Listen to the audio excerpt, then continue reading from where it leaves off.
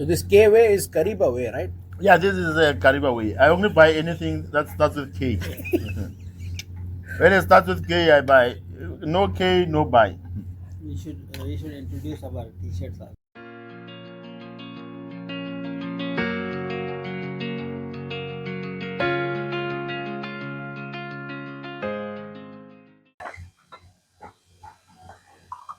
Let me do this because now I'm sitting up.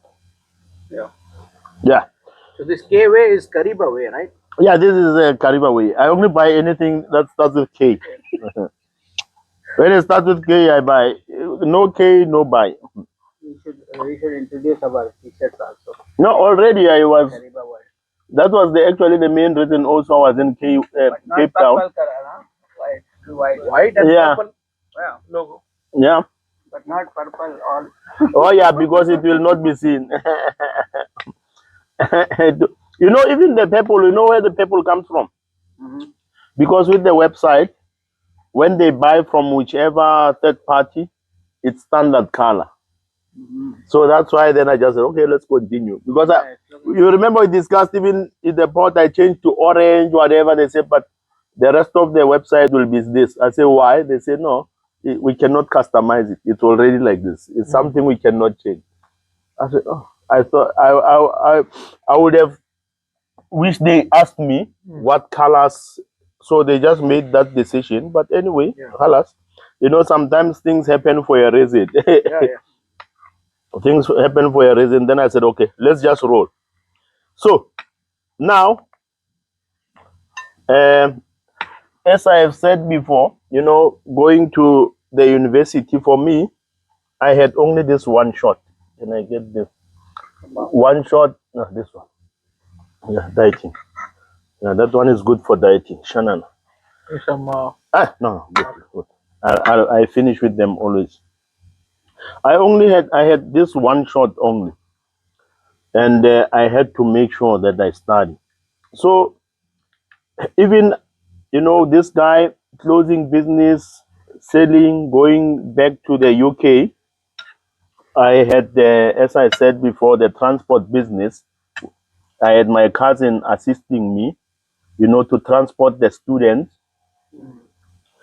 I was still pushing in terms of studying. I had him help me out. Why? Because I wanted to make sure I still have time to study.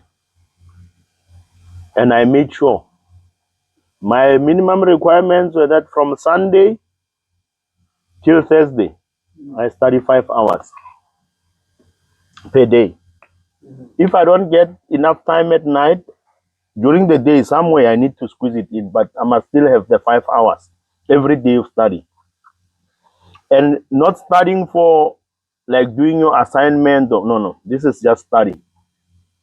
So that's how I roll always. And you know, from first year, second year, I was the tutor, you know, for mathematics, statistics. We had statistics those days, and engineering design. Through to final year, I was a tutor always. But, you know, moving forward, then time was a challenge because now I was waiting for that guy.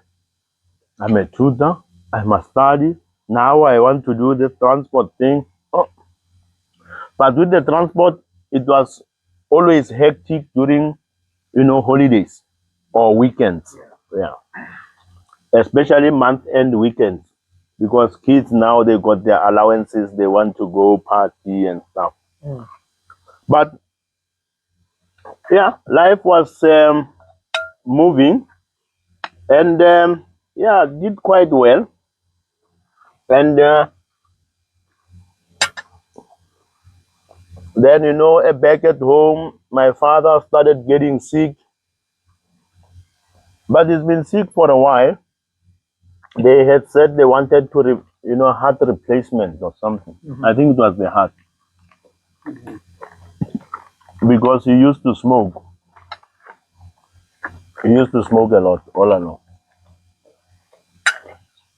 They said it's one of the challenges because he was a heavy smoker. So now I think the heart could not take it anymore. But it was for a while. Then the one morning I had just come back from to pick up some students from a part at another university. 4 a.m. So 4 a.m. I drive back. I park.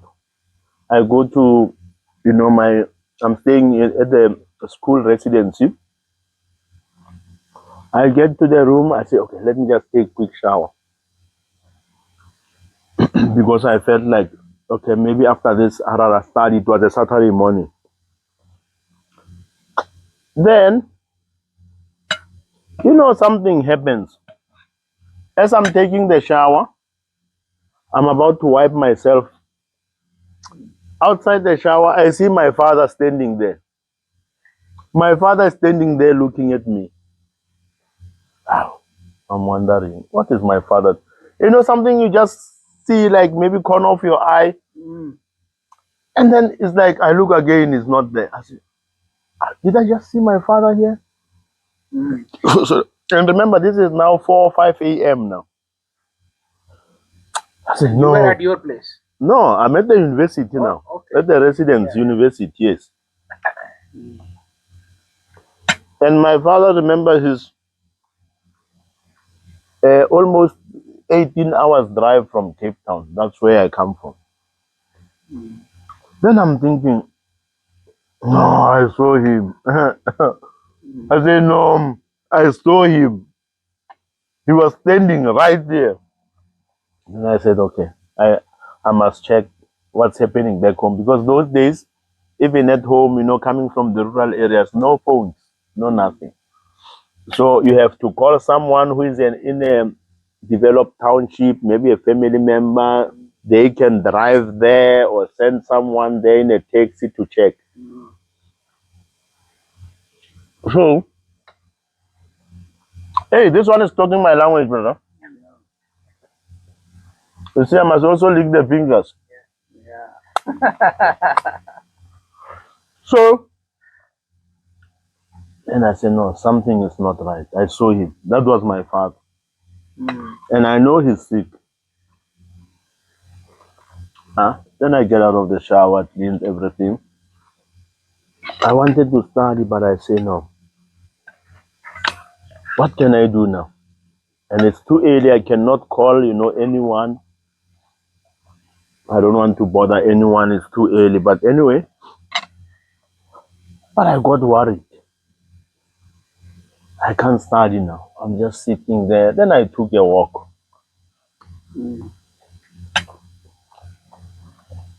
It was around 8 in the morning. Then my uncle calls me because I had a cell phone, this old Motorola phone. He calls me, he says, how are you? I say, yes. He's saying, oh, how are the studies there? He's still. So I just said to him one time, I said, I was taking a shower at 4 a.m. I saw my father outside my shower. He was standing there. What's happening? Because he's still greeting, and me, I'm worried. So I just say, hi, uncle.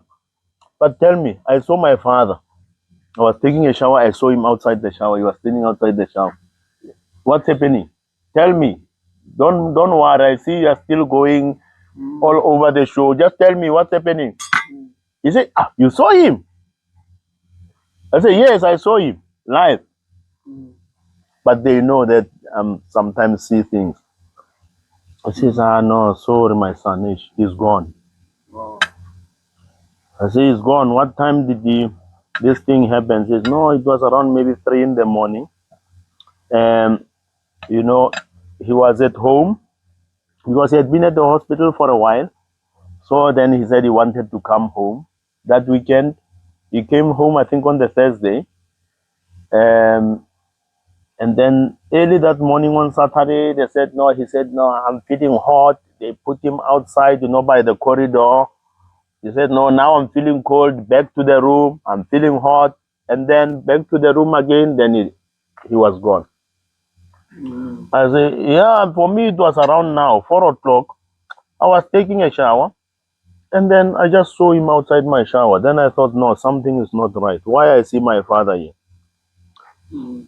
And then he said, yeah, no, he's gone, my son. I said, okay, no problem. I've got some money. I'll fill up petrol. I'll tell them, some of the guys here, to tell my lecturers I have to come home. Then that was it.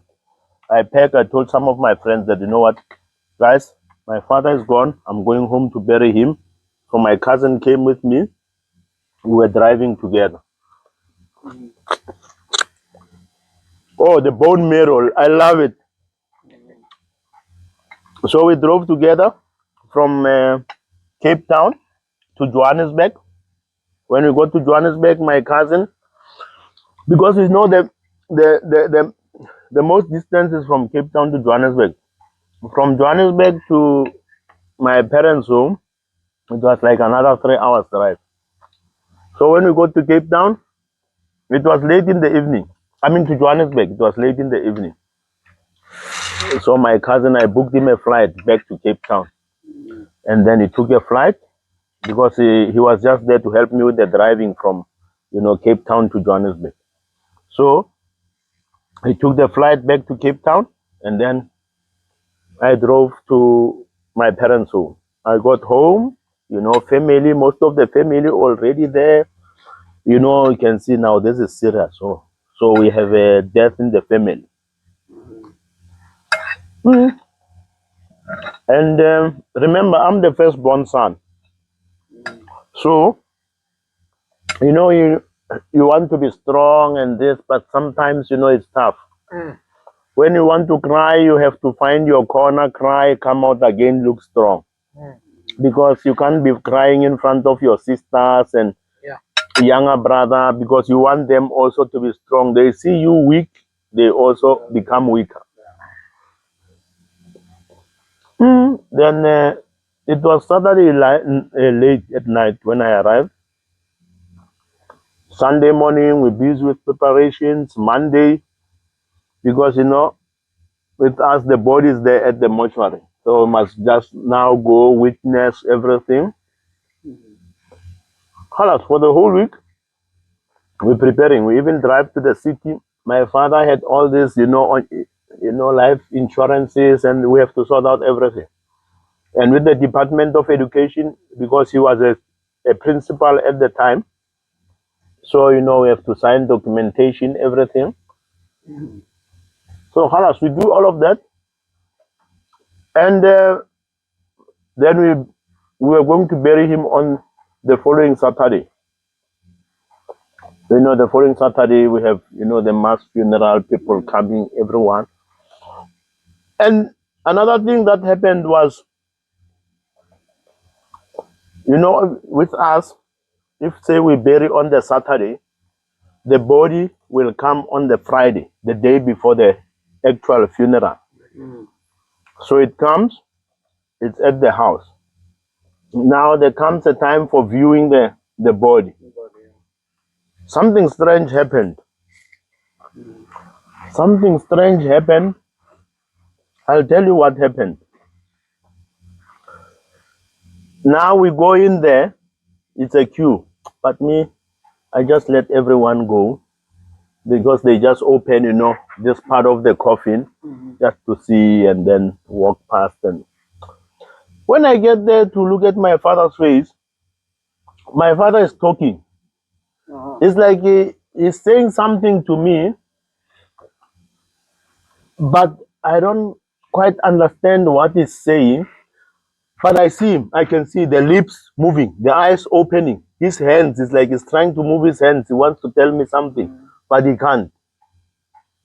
Real, I see this live. It was on the Friday, I remember, like around 4 or 5 p.m. afternoon. Mm. I see him. It's like he's trying to say something, or maybe someone is holding him back or what, and his hands want to move, but the people, there's another 2 or 3 people behind me, and another few in front of me. So I'm looking at them. It's like so it seems they don't see what. No one is reacting. They don't. It seems for them they just see a dead body. No. Me, I'm doing this now. I'm getting. Why them they are not reacting to say, hey, this person is talking or what? So it's only me. Mm. So I'm looking, and the more I look at Lays, it's like now I start picking up what he's trying to say. But I have to move, because now everyone is moving. That thing, it really haunted me. I said, what was my father trying to say? Maybe I should have just spent more time, because I was like starting to little bit, from the lips I could read what he was saying. Mm. But then, halas, it was gone. And then I'll tell you something that happened later. Mm-hmm. Uh, Something very strange happened later. We bury my father. After we bury him, this is maybe like 2-3 weeks later. You have this thing that people go. I don't know if it happens in your home country. Mm-hmm. When we bury someone, the first 3 nights, we must have actually people guarding there. Because if you don't, sometimes you get these people who come and dig out the dead body. They steal the coffin, or even the body. Yeah. Now, I don't remember if we did that with my father or what. But 2-3 weeks later, I'm back at university. When you just have this dream, I just dream, but this dream sounds and looks very real. I see it's like me. I'm at the grave, looking at my father's body there. Mm-hmm. The grave there. Mm-hmm. When I look to the far end, my father is standing there underneath a small tree, looking at his grave. But at the time, he's not buried there yet. Mm-hmm. It's still, open grave. Now all the people, everyone coming. Mm-hmm. Everyone is coming for the funeral with his body, with the coffin. Mm-hmm. Ow. That coffin, inside the coffin, I can see there's a body in there, but that is not my father's body. Mm-hmm. Now remember, I'm in the dream now. Mm-hmm. I'm looking there, I don't see my father's body. It's just like, when they take, an old wooden block, Mm-hmm. they just put inside the coffin. And people, when they look, they are seeing my father's image, but it's not my father. So I'm checking now. Now I'm interested. Because me, I can see the coffin is closed, but my father is not inside. My father is standing there. Ow. There. All of us, even me, I'm there. But I'm watching from here. We are burying him, everything. And then after the burial, I see people, 2 guys, they go there, take my father there from the tree. And I could see, they actually chained him to the tree. So now they take him, they go away with him. Ow, where is my father going? Now my father looks at me. Now I'm checking, what is this thing inside the coffin? Now the people are leaving also. The next day, the same dream, similar, but now it starts me, I'm standing, I'm looking at the grave.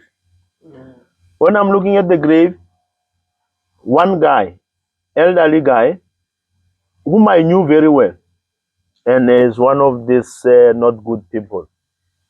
They come in a pickup with 2 guys. They start digging the grave, my father's grave. I'm standing there, they are digging, like the whole night.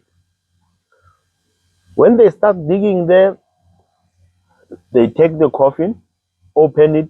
They are doing some things there, looks like witchcraft or what, I don't understand. I'm watching them. And then when they finish, they put back the coffin, they close. Everything on top, they put there some rocks, they put there. Now, when they go back to the pickup, there's a dead body also inside there that they are carrying. I don't know where they are taking that dead body. So the guy drives, the other two guys climb at the back of the pickup, and then they are gone. Then I'm asking myself, what is going on here? So then later I tell my mother, I say, I had these dreams. I don't know what's happening. My mother says, because my mama was a Swati woman from Swaziland, and my mother, from her family side, her her her father, no, her grandfather was one of the greatest, most respected, they call him witch doctor in Swaziland. And this is someone who, they say, because sometimes this witch doctor thing, either you get it on land, someone teaching you, or you have to go into the river. Remember with the snake trying to attack me, where you go inside the river and actually you get these things from the river there. So I said to my mother, this is what I saw. My mother said, no, I need to go back home.